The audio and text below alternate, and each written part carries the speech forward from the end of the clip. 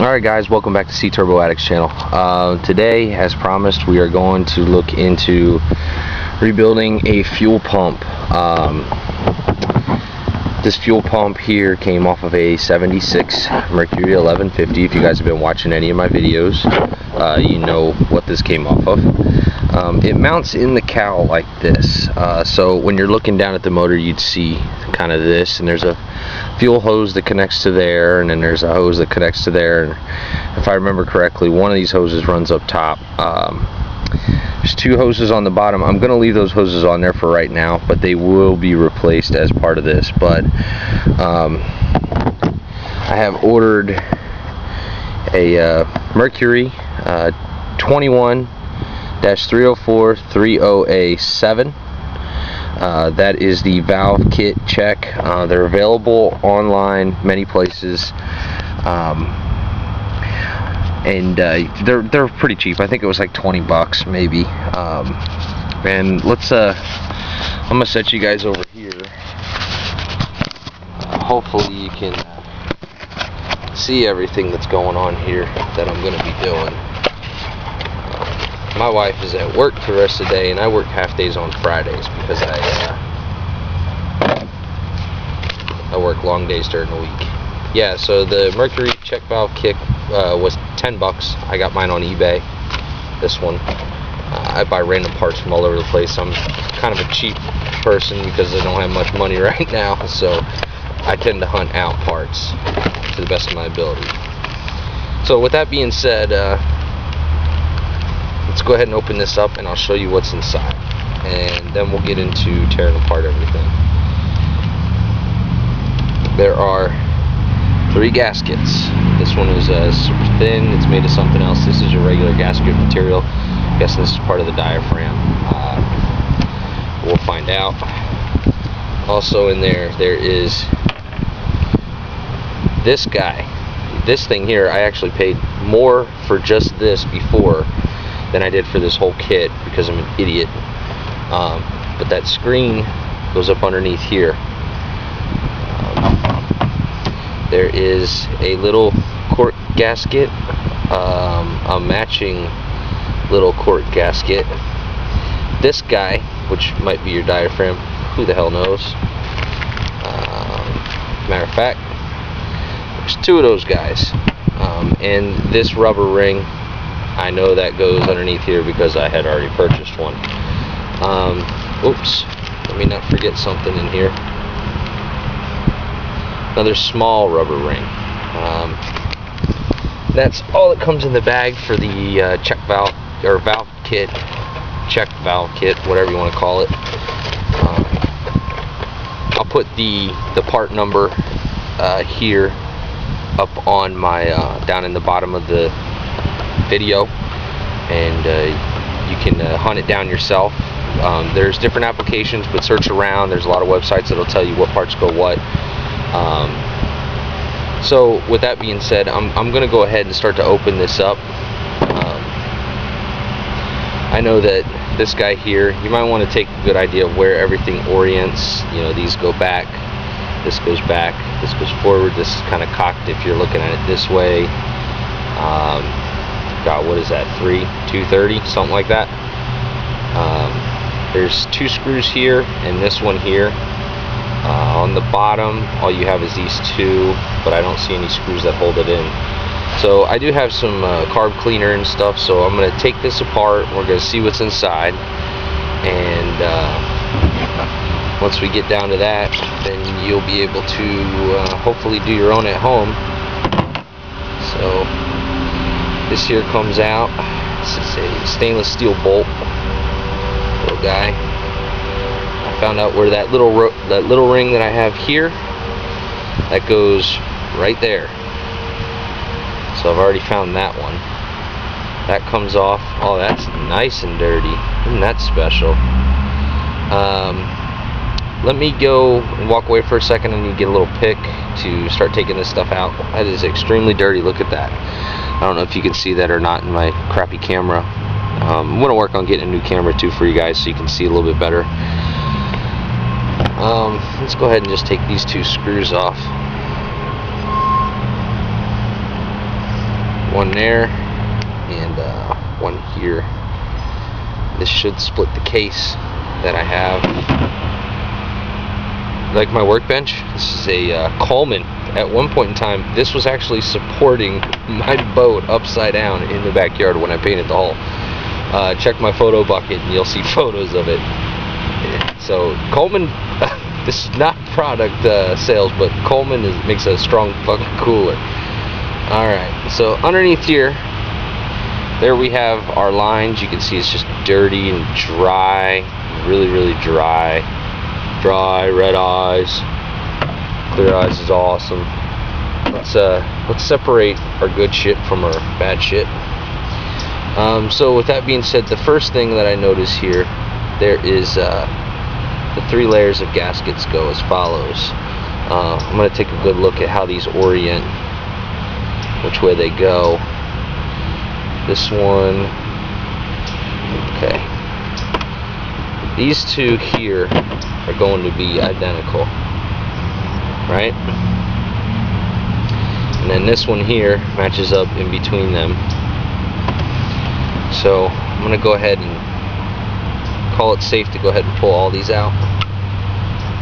Alright, so as one whole thing that came out, and up underneath here I see one of these little valves. Now I don't know if there's a difference, if there's one going in opposite direction or what the hell's going on here, but there's 2 screws holding that in. So next step would be to take those out.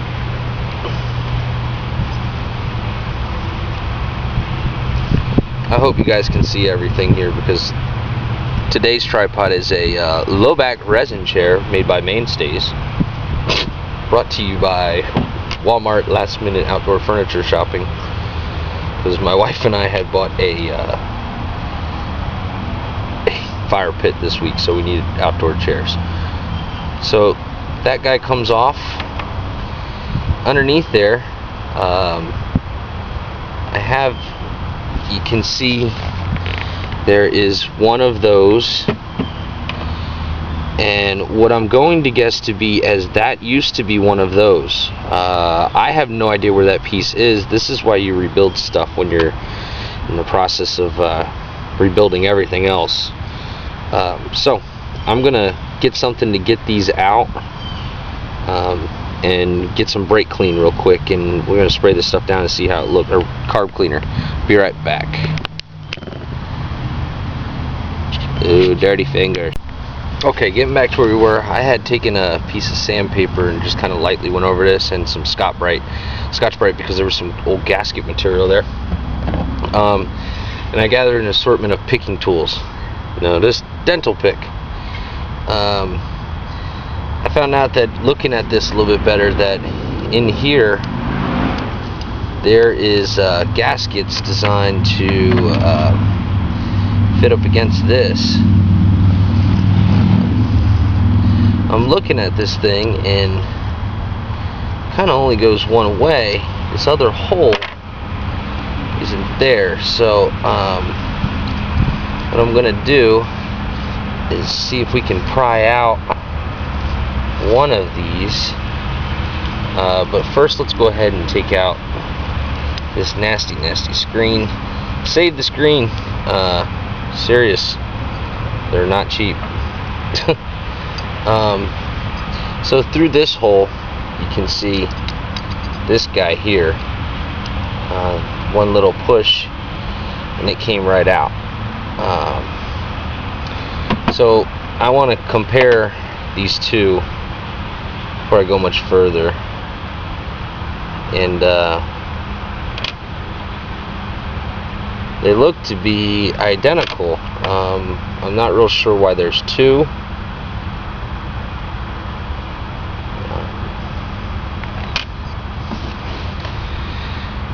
But that being said, let's move on. Now, up underneath this cap,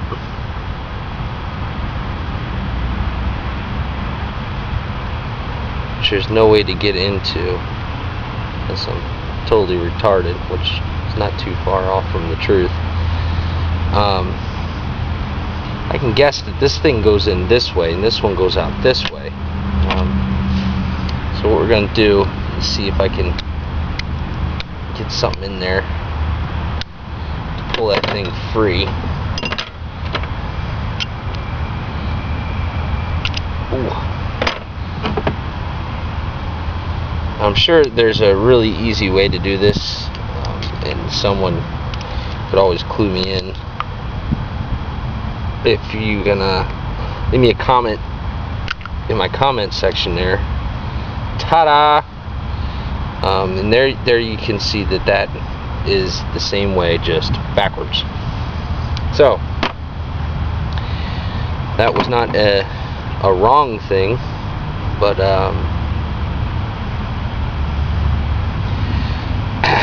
anyway.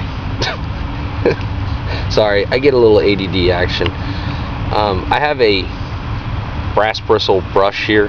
I work at a metal shop, custom metal shop, and the welders use these. Apparently they're really inexpensive, but they're really good for getting gunk out of aluminum. Use this with a combination of your spray, and you can get it out. If you don't have like a parts washer at home, you should always know that cleaning this stuff up when rebuilding anything is key. Getting it good and clean. Scotch-Brite is your friend to knock things out.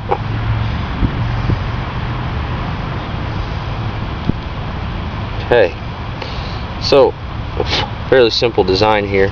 I'm going to go ahead and take the bristle to this. I'm going to go ahead and spray it down with some carb cleaner, and we'll start putting it back together here in a second, okay? Okay guys, I have cleaned everything off, and I took the bottom hoses off too. They have these Mercury crimp on them. That's a real pain in the ass. I think you can actually put a pair of snips on there or dikes and cut right through them. But I like to jam something like this in there and wiggle it back and forth, and that'll spread those open to get those fuel hoses off. I'm gonna replace these because, I mean, they're cracked and nasty. I did check my video before I got to this point and noticed that I'm not really getting a good point of view for you guys. So I'll do my best to keep everything turned so you can see while I reassemble.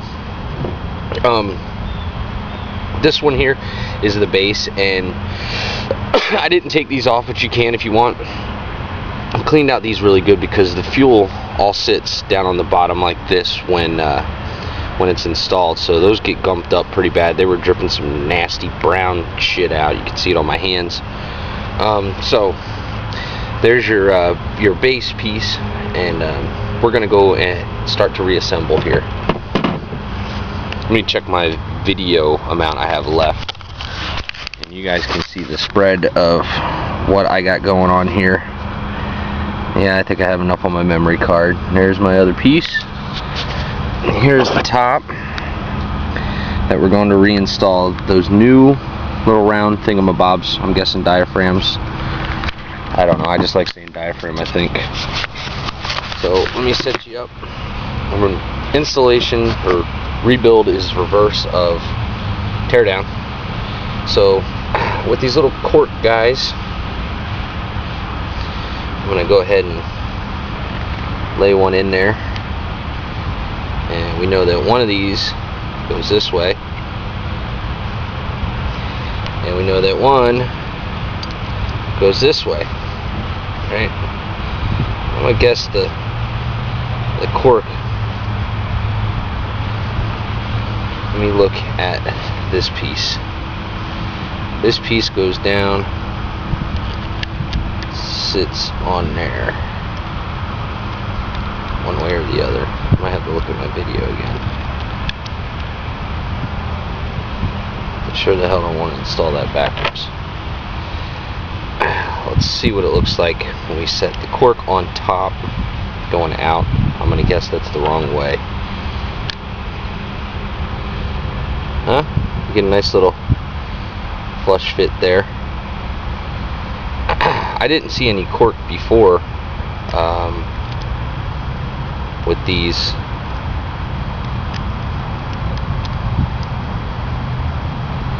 So with those on there, you just put the 2 small screws. I'm going to try and do this in the holes.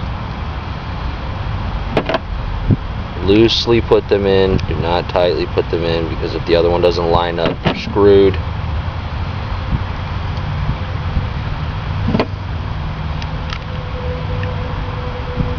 And then once you got both of them in there, you can tighten them down nice and good. You sure the hell don't want these coming loose at some point in time. That would suck bad.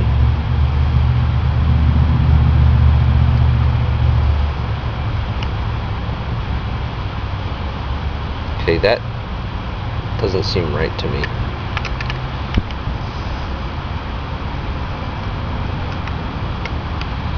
Go ahead and loosen this again.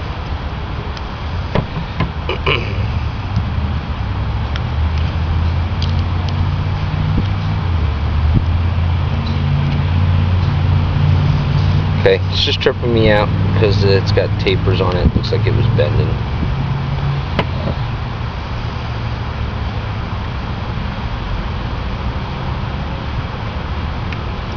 Loosely put them in.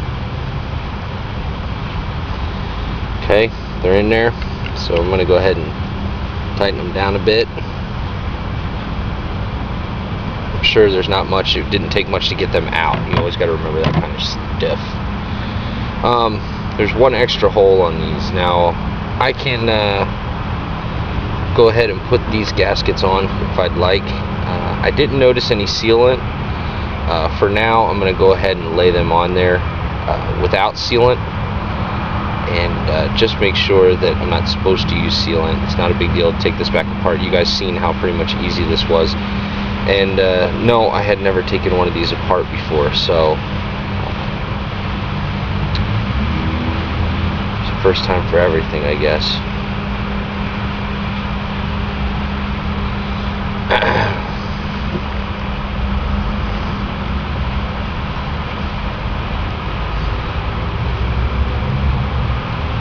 You want to make sure that when you're putting these on, do your best to line these holes up.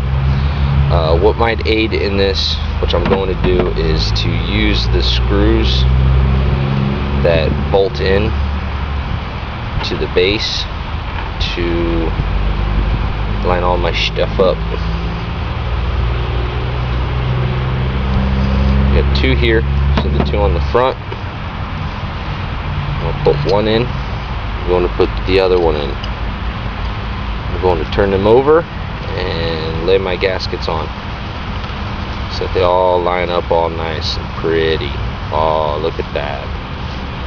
Oh, isn't that nice? Everybody having fun now?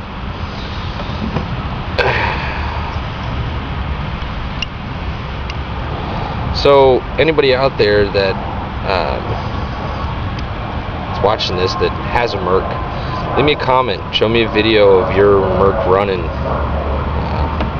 Tell me what you love most about your Merc, because I haven't gotten to run mine yet, really. And the running that it did do was really horrible. If you see my old video, it was running like shit. So I'll look down my holes here and see how everything lines up. Make sure everything looks nice and good. Which, looking at this, I start to notice something. Gasket's hanging out on that side, and there's a bump there. So I have my gaskets upside down. So let's take them off. That could have caused for some issues down the road, hey? This is why I do this stuff, so that you guys get to see where I'm at, because there's nothing on YouTube that has this stuff I can find. It's like top secret.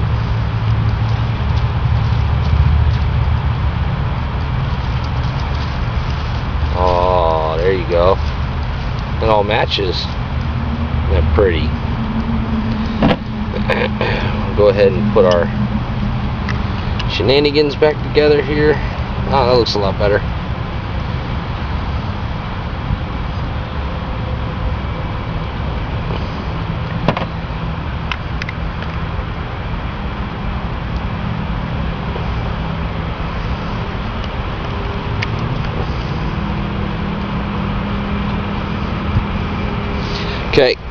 So as you can see there, all of our gasket lines line up. Woo! A little crazy, getting a little excited. Alright. Those are cinched down and almost there to say that this thing is rebuilt now. Last thing on the list is this screen, which sets in there. That's all it does. Gasket smash git goes on here. It does squish out once it's installed, just to give you a heads up. And if we remember correctly talking before, this was at about 230. So we're going to put that on there. Go ahead and bolt this down. Now the other bolts that go through these holes are the ones that bolt it down to the cowl, and it those there will, oh, I forgot something. Good thing I was looking down. That would have sucked. One little rubber gasket, O-ring, little O-ring goes in there. That would have been a leak. And for right now, I'm gonna leave that loose. I'm not gonna cinch that down beyond its means, because of the fact that I might move this later, putting the fuel line on. But I am gonna tighten up these 2 screws, and I can always take those off and take this apart and go ahead and put sealant between there if I need it. I don't know if I do. A lot of times it's intended to not have sealant. Okay, apparently we had lost memory, but you guys caught to the end of it. This is the reassembled fuel pump now, rebuilt and reassembled. The next thing I'll need to do is get new fuel lines for it. I'm also gonna look into finding out about if I need any sealant between these surfaces. I don't think that I do with these gaskets, but I will find out. I got a good buddy of mine that is really good about this stuff, so I'm gonna pack up what I got here and can save what I have, and that should be it.